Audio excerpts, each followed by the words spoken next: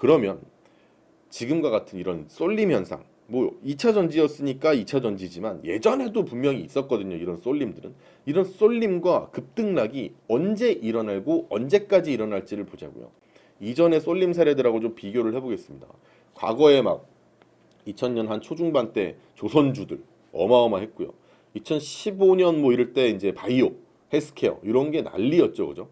뭐 한미약품 이래가지고 난리였던 그 시절 뭐 기억하실 거예요. 벌써 그게 8년이 됐네요. 아 진짜 세월이 정말 미친 듯이 빠르네요. 아무튼 그리고 지금 이제 또 2차 전지의 쏠림 현상 요런 걸 보면 뭘 볼 거냐면 과연 우리나라 전체에서 거래가 되고 있는 돈이 있잖아요. 거래 대금 그날그날에 그 거래 대금의 비중이 얼마나 저 한 업종에 쏠렸는지를 볼 거고요. 그리고 그 업종이 어쨌든 쏠렸으니까 올랐을 거 아닙니까, 그죠? 그럼 오르고 나서 전체 시장에서 차지하는 그 업종만의 시총 비중이 얼만큼 올라갔는지. 그리고 마지막 세 번째로는 이 올라간 업종이 그러니까 시총이 이만큼 커졌을 거 아니에요. 그 막 커진 업종과 삼성전자하고 비교를 해볼 겁니다. 삼성전자는 뭐 우리나라에서 항상 최근이지만 최근에는 계속 항상 제일 큰 그런 뭐 대장주로서 자리를 했었으니까 비교를 한번 해볼 거예요. 그럼 먼저 2004년, 5년 뭐 이럴 때 이제 쏠림이 굉장히 심했던 조선주로 한번 가보면 조선 같은 경우에는 2004년부터 2007년까지 시장 성장을 주도를 했습니다. 쫙 주도를 하면서 확 올랐단 말이죠. 이 오르고 나서 이 조선업의 거래대금 비중이 전체 거래대금에서 20%를 차지하는 그 순간이 탁 넘어가는 순간 뭐 바로 직전 뭐 이럴 때 그럴 때 거래대금이 확 높아진 그 바로 직전에 주가가 정점을 형성을 했습니다. 그죠? 그러니까 한 20% 정도 언저리였던 것 같아요. 그러면 2010년대 한 중반 정도, 2014년 뭐 15년, 16년 뭐 이랬을 때 정말 코스닥 시장을 아주 주도를 심각하게 했었던 제약업종 같은 경우에는 제약업종은 요 언저리겠네요, 그죠? 15, 16, 17 뭐 이랬었고, 그죠? 그러면서 이렇게 최고의 순간을 맞이했던 게 이제 30% 언저리입니다.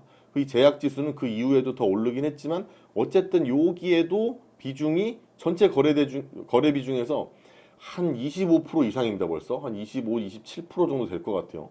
그 정도 되고 나서 얘가 급락을 겪습니다. 그죠? 네, 그러니까 이렇게 쫙 사다가 어쨌든 사긴 사야죠. 그러니까 오르지. 사다가 마지막에 거래량이 빵 터졌던 때가 대부분 거의 꼭지가 됐다고 보면 됩니다. 이렇게 쏠림 현상이 심각할 때는. 그러면 대단한 겁니다. 사실 20% 30%면 전체가 뭐 1억이 거래되면 한 2천만 원 정도는 조선을 거래했다는 거고 전체 1억이 거래되면 한 3천만 원 정도는 제약이 거래됐다는 거예요. 누가 거래를 하든. 그리고 코로나 이후에 이런 일들이 몇 번 있긴 했었습니다. 이때 이제 가장 막 핫하게 가장 많은 돈을 쓸어 담아갔던 게 이제 네이버, 카카오, 셀트리온 이런 기업인데 요 세 개는 뭐 같은 업종은 아닙니다만 그들을 묶어서 한번 보면 21년에 전체 거래 대금 중에서 얘도 30%입니다. 그죠? 전체의 30% 수준이 쏠리고 나서 정점을 찍었습니다. 그래서 요거랑 지금 21년 뭐 한 중반 언저리입니다. 그죠? 이때하고 네이버, 카카오, 셀트리온 주가를 좀 비교를 해보면 카카오인데 카카오는 21년에 6, 7월 요때가 이제 정점입니다. 그리고 이제 완전 쇠락을 겪었고요. 네이버 같은 경우에는 역시나 6, 7월입니다. 뭐 비슷한 업종이니까 그럴 수도 있겠지만 어쨌든 간 한 30%, 40% 정도 거래 비중은 뭐 한 그 정도에서 얘네가 고점을 찍고 꺾였다는 건 아까 생각을 해보면 조선주가 한 20%, 뭐 바이오가 뭐 한 30%, 얘네가 한 3, 40% 정도 온다고 했다면 적어도 한 20% 이상의 과열이 발생을 했고 최고로 한 3, 40% 정도 수준에서 정점이 기록된 적이 굉장히 많았다는 거예요. 즉 1억을 거래해서 누가 거래를 했든 한 3, 4천만 원 정도는 해당 기업에 거래를 하는 그런 관련 기업에 거래를 하는 말도 안 되는 집중 현상이 벌어졌을 때 그 종목이든 산업이든 주가가 정점을 찍은 경우가 많았다라는 거예요. 그럼 지금의 2차 전지는 과연 얼마나 되는지 요걸 보도록 하겠습니다. 지금 2차 전지는 작년 1월, 22년 1월에가 한 30 몇 프로 됩니다. 그죠? 30 몇 프로 정도 되고요. 그리고 중간에 한번 또 넘었다가 얼마 전에 뭐 어제 그제죠, 그죠? 어제죠, 어제만 하더라도 이 거래 비중의 정점이 한 50% 됩니다. 한 47.6%로 집계가 됐다고 하는데 좀 광기였다고 제가 표현을 하는 게 이래서 그렇습니다. 전체 1억이 거래가 됐다면 5천만 원이 2차전지였다라는 거예요. 물론 아주 이례적인 쏠림 현상이 정말 더 전개가 됐고 급락을 겪은 거고, 그러니까 진짜 50%는 좀 너무했다는 생각이 들잖아요, 그죠? 그러니까 이렇게 과열이 됐었던 기업들이 거래 대금상으로 한 3, 40% 정도 가면 주가가 완전 고점을 쳤다라는 걸 한번 가정을 했을 때 2차 전지도 심했다는 걸 우리가 이걸 통해서 알 수가 있고, 그렇다면 시총은 얼마나 커졌을까를 생각해 봅시다. 예전에도 어쨌든 조선주, 뭐 바이오 이런 것도 시총 비중이 엄청 컸단 말이에요. 코스피 내에서 조선업의 시총이 대략 한 2008년 정도 요 정도의 이제 저점을 보면 이게 뭐 한 2에서 한 3%? 요 정도 될 겁니다. 여기서 요 꼭지까지 왔을 때 제 2012년에 10%를 좀 넘겼습니다.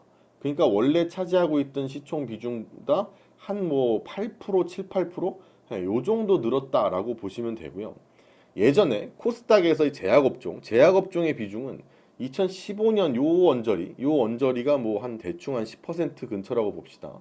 그럼 이게 완전 고점을 찍었을 때는 25%까지 올라갔어요. 이때 뭐 이제 셀트리온 이런 것들이 아주 뭐 사실 굉장히 여기도 거의 광기에 비슷하게 막 거의 신도를 지금도 신도가 굉장히 많을 정도로, 그러면 이게 10%에서 25%까지 15%가 올랐다는 거예요. 그럼 시기를 보면 2008년부터 얘는 2012년까지니까 한 4년. 바이오 같은 경우에는 2014년, 15년부터 시작해서 2018년까지니까 대충 한 여기도 한 2년, 3년 정도 될 것 같습니다. 그죠? 그래서 어쨌든 요랬다는 거, 예전에 쏠림이 있었을 때. 그래서 예전에 우리가 뭐 코스닥은 죄다 바이오다 막 이랬던 적도 있거든요. 우리나라 코스닥은 다 바이오입니다 막 이런 게 있었단 말이에요. 근데 지금 2차 전지가 이 코스닥 내에서 차지하고 있는 시총 비중은 여기를 보시면 한 21% 됩니다. 21% 되는데, 물론 이제 지금은 많이 빠졌겠지만 급락 전을 얘기하는 거예요. 그럼 그 언저리가 이제 올해 초를 보면 요 언저리니까 한 5%, 6% 됩니다. 그죠? 그럼 이 둘을 빼보면 한 15에서 한 16% 정도를 시총 비중을 올린 거예요. 근데 아까는 무슨 다 3년 막 이랬잖아요. 그죠? 근데 이거는 6개월 만에, 6월 만에 15, 16% 정도의 시총 비중이 확 올라간, 속도가 너무너무 빨랐다는 거죠. 그죠? 그리고 이거를 지금 이렇게까지 덩어리가 커진 애들을 삼성전자의 그런 각 시기의 주도 산업과의 시총을 좀 비교를 해보면, 왜 이걸 비교하냐면 국내 주식시장에서 어떤 단일 테마, 단일 뭐 업종, 이게 삼성전자의 시총을 넘은 게 2000년 이후에 한 번도 없었거든요. 뭐 조선주가 아니더라도 뭐 자동차, 옛날에 막 화장품 난리 났을 때, 뭐 헬스케어, 바이오 난리 났을 때, 이때도 다들 이제 야, 이 삼성전자를 대체할 수 있을 만한 이 종목의 군이죠. 업종이 탄생했다 할 정도로 그랬는데도 사실 산업 규모가 이게 삼성전자의 시총을 넘어가지는 못했거든요. 근데 뭐 코스닥 시장 전체로 보더라도 장기간 뭐 삼성전자를 넘어가거나 이런 자는 없단 말이에요. 근데 우리가 그래가지고 뭐 종목 장세입니다 이럴 때는 주로 삼성전자 주가가 안 움직일 때 있죠. 졸졸졸 떨어질 때나 아니면 가만히 있거나 뭐 이럴 때, 그럴 때 삼성전자에 들어갈 수도 있는 돈이 안 들어가게 되면서 이 돈이 다른 데로 퍼져가지고 막 중소형주들을 막 다 뛰어 올리는 종목 장세가 펼쳐집니다 막 이럴 때 있잖아요. 그럴 만큼 삼성전자가 갖고 있는 우리나라에서의 수급 영향력은 정말 크단 말이죠. 근데 삼성전자하고 2차전지하고의 시총을 비교를 해보면 요게 이제 25일 날이죠. 그저께 삼성전자 시총이 418조였는데 2차전지 기업의 합산 시총액이 472조였습니다. 그러니까 여기서 역전이 한번 났죠. 그죠? 근데 이 역전이 난 것도 말도 안 되게 한 6개월 만에 그냥 미친, 심지어 삼성전자 오르고 있었습니다. 오르고 있었는데 이거를 그냥 뚝딱 해서 잡아버린 거예요. 그러니까 이건 충분히 아까 뭐 말씀드렸다시피 어떤 뭐 거래 대금에서의 비중, 전체 시총에서의 비중, 심지어 삼성전자의 시총을 넘어간 업종의 이걸 봤을 때 사실 어떻게 보면 좀 당연히 과열이라고 평가를 할 수밖에 없었다라는 얘기를 드리고 싶은 거고, 그러면 이거를 왜 팔았을까? 이런 의문이 참 의미가 없어지는 겁니다. 좀 그럴 수밖에 없는 게, 누가 팔았냐? 이것도 별로 의미가 없습니다. 왜냐? 우리는 지금 여러 가지 아주 많은 자료를 봤죠. 정말 지겹지만 이 많은 자료를 보면서 그냥 2차 전지는 단순하게 과열이었다라는 걸 너무 쉽게 알 수가 있었습니다. 그죠? 예전하고 비교를 해보더라도 그냥 과열 때 나타났던 단서들이 그냥 갖다 놓으면 똑같이 적용이 됐단 말이에요. 그쵸? 근데 이게 그럼 뭐 그렇다 치고 이제 어떻게 해야 되냐, 그죠? 이제 어떻게 해야 되냐 과연 우리가 여기서 찾아낼 수 있는 또 하나의 단서가 있는데 그게 뭘까요? 응? 이례적으로 쏠림이 진행됐고 그 반대급부로 급락이 나왔습니다. 이게 주식시장 저 코인인 줄 알았습니다. 급등락이 막 이틀 동안 이어졌는데 어제는 진짜 코인 같더라고. 오늘은 뭐 그래도 뭐 그냥 업종이 아주 뭐 좀 많이 안 좋을 때 그런 적도 몇 번 봤으니까. 근데 어제는 좀 심각했거든요. 이런 거대한 시총들이 이렇게 왔다 갔다 심하게 많이 할 수 있는 것도 참 보기 힘든 광경인데 그걸 보면서 아 이게 무슨 진짜 광기다라는 생각을 자꾸 했단 말이죠. 근데 대신 우리가 그걸 보면서도 찾아낼 수 있는 단서는 단순 과열이라고 했잖아요. 그죠? 그럼 단순 과열이라는 건 뭐예요? 이게 무슨 뭐 시장이 지금 뭐 어떤 그러니까 이 시장에서 우리가 지금 2차 전지를 보고 있는 이 업종이 어떤 뭐 망가져야 된다 더 뭐 펀더멘탈도 깨졌는데 이 거지 같은 기업들이 왜 여기까지 올라왔어? 이게 아니라는 거죠. 그죠? 그러니까 어떤 기업이나 산업상의 문제는 아니라고 말씀을 드리는 겁니다. 이게 우리가 찾아내야 될 단서인 거예요. 이 긴 얘기를 하면서 우리가 찾아내야 될 단서는 과열일 뿐이라는 겁니다. 과열일 뿐이니까 오히려 어떻게 보면 타이밍 맞추는 게 더 어렵습니다. 사실. 왜? 그냥 과열이니까. 그러니까 일단 그래서 한 템포 쉬어가는 게 일단 첫 번째로 그게 정상적인 판단이 아닐까라고 싶고 뭐 그럼 왜 너는 2차 전지를 버리지 않고 그냥 더 여유 있게 바라봐야 되냐라고 한다면 버리기에는 이만큼 커지고 돈 되는 사업이 잘 없습니다. 오히려. 대신 이제 우리가 필요한 건 직접 눈으로 볼 수 있는 무언가가 필요하죠. 실적이 필요하다는 거예요. 2차 전지 같은 경우에 실적 기대치의 변화는 없는데 주가가 먼저 움직였단 말이에요. 이젠 실적을 확인하고 실제로 눈으로 확인해야 되는 그런 시기라고 봅니다. 앞서서 정말 많은 자료들을 보여드렸지만 2차 전지는 그만큼 예전에 과열들이 있었던 것과 아주 똑같은 모습을 보였고 그 똑같은 모습이 이제 더 사실 심했어요. 그 모습이 약간 업그레이드된 그 모습이었단 말이죠.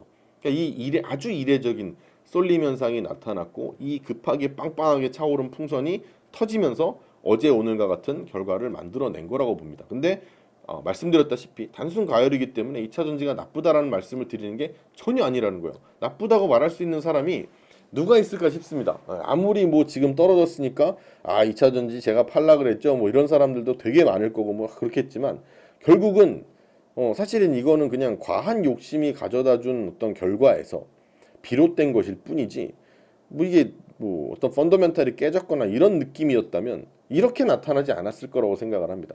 뭐 당연히 누구든 조정은 올 거야 라고 생각하는 사람이 왜 없어? 다 그랬죠 사실은. 근데 이렇게까지 강하게 올 줄을 몰랐을 뿐일 겁니다. 순간 정말 저는 우리나라에 무슨 문제 생긴 줄 알고 우리 직원한테 뭐 전쟁 뉴스 있냐고 막 이럴 정도였으니까 깜짝 놀랐거든요. 저도 정말 놀랄 정도였으니까. 근데 또 침착을 찾고 찾아보니 환율을 보니까 별일이 또 없더라고요. 그래서 이거는 어떤 뭐 시스템적인 리스크가 요즘 뭐 그렇지 않아도 우리나라에 지금 뭐 미국이랑 이제 뭐 요번에도 금리 또 올려가지고 미국이 뭐 금리 차이가 몇이 난데 뭐 이런 얘기 하는 것처럼 시스템적인 리스크가 있단 말이에요. 우리 같이 이런 뭐 가계부채 많고 이러기 때문에 이제 하느니 금리를 못 올리고 있어가지고 올려야 되는데 못 올리고 있으니까 이거 어떡하냐 뭐 병이 더 커지는 거 아니야 막 이러지만 어쨌든간 그런 문제라고 지금은 생각하지 않고요. 왜냐하면 그런 문제가 터졌다면 환율이 변동이 아주 컸어야 됩니다. 아주 컸어야 돼요. 그냥 언젠가는 일어날 만한 일이었는데 일어난 거고 대신 예상보다 그 크기가 더 컸기 때문에 좀 상처다라는 생각이지만 분명 이건 실적이 증명을 해줄 겁니다. 실적이 잘 나오고 있는 기업들이나 이런 기업들을 고민이 많으시겠지만 다시 한번 갖고 계신 기업들 중에 2차 전지 관련된 기업이라면 자료들을 찾아서 이 실적이 정말 타당한 건지 그렇게 나올 거라고 예측이 드러나오고 있는지에 대해서 한번 찾아보시고 확인해 보실 그리고 이 찾은 기업들이 만약에 별일이 아니다 싶으면 그럼 괜찮은 거예요 사실. 정말 딱 돈이 되는 기업이라면 언제든지 다시 튀어오를 수 있으니까 걱정하지 마시라는 거고 대신 실적만 한번 꼭 체크를 해보셨으면 좋겠습니다.